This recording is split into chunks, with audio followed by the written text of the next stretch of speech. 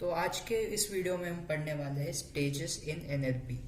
तो सबसे पहले आते हैं मॉर्फोलॉजिकल एनालिसिस पे। Study of the words is known as morphological analysis. It converts the words to the मॉर्फिन्स.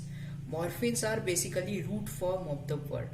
The word unhappiness can be divided in un, which is prefix, happy, which is root, and ness, which is suffix. Basically इसका ये मतलब है, जो words का study होता है उसे morphological analysis कहा जाता है. इसमें जो वर्ड होते हैं उनको उनके रूट फॉर्म में कन्वर्ट किया जाता है, जिसे मॉर्फिन्स कहते हैं, और जिसका एग्जाम्पल यहाँ हमें दिया है. Next, syntax analysis. Syntax analysis checks whether a sentence is syntactically correct or not. It creates syntactical tree and checks sentence is correct or not.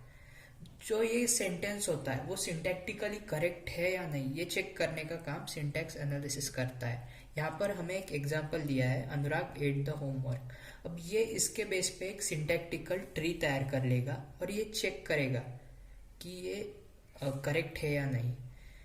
यहाँ पर जो नाउन पीओएस टैग्स है, पार्ट ऑफ स्पीच टैग्स है, noun है, verb है, determiner है और noun है, इनके बेस पर एक ट्री तैयार करेगा और चेक करेगा. अब ये जो सेंटेंस है वो सिंटैक्टिकली करेक्ट नहीं है. Semantic analysis. Even if sentence is syntactically correct, it can be semantically wrong, and semantic analysis checks it. It uses semantic rule for this task.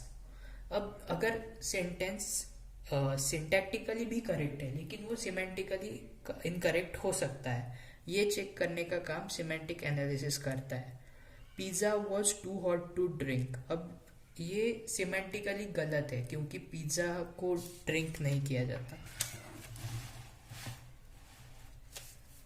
Pragmatic analysis. A sentence can have more than one meaning, which creates a problem called semantic ambiguity. अब एक कोई sentence होता है उसमें more than one meaning उसके निकल सकते हैं. अब ये जो प्रॉब्लम होती है इसको प्रैग्मेटिक एनालिसिस डील करता है, इसके साथ प्रैग्मेटिक एनालिसिस डील करता है. Example, Harsh burn his books and Rahul too. अब ये जो सेंटेंस है इसका एक मतलब ये निकलता है कि हर्ष ने अपनी किताबें जला दी और राहुल ने भी अपनी किताबें जला दी, लेकिन इसका ये भी मतलब निकल सकता है कि हर्ष ने अपनी किताबें जला दी और राहुल ने भी हर्ष की किताबें जला दी. तो यहाँ मीनिंग जो है वो अनक्लियर है. Last point, discourse analysis. When sentence gets affected by its previous और preceding sentence, it is known as discourse analysis. तो यहाँ बेसिकली ये कहा जाता है कि कुछ सेंटेंस होते हैं जो अपने प्रीसीडिंग या फिर प्रीवियस सेंटेंस से अफेक्ट होते हैं, तो ऐसे सेंटेंस के साथ डिस्कोर्स एनालिसिस डील करता है. For example, John met Mary, he gave her books. तो यहाँ पर जो आगे वाला सेंटेंस है वो उसमें जो ही है वो प्रीवियस सेंटेंस के जॉन को रेफर कर रहा है और हर जो है वो मैरी को रेफर कर रहा है.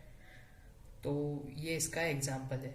तो अगर आपको इस वीडियो के नोट्स चाहिए तो डिस्क्रिप्शन में मिल जाएंगे.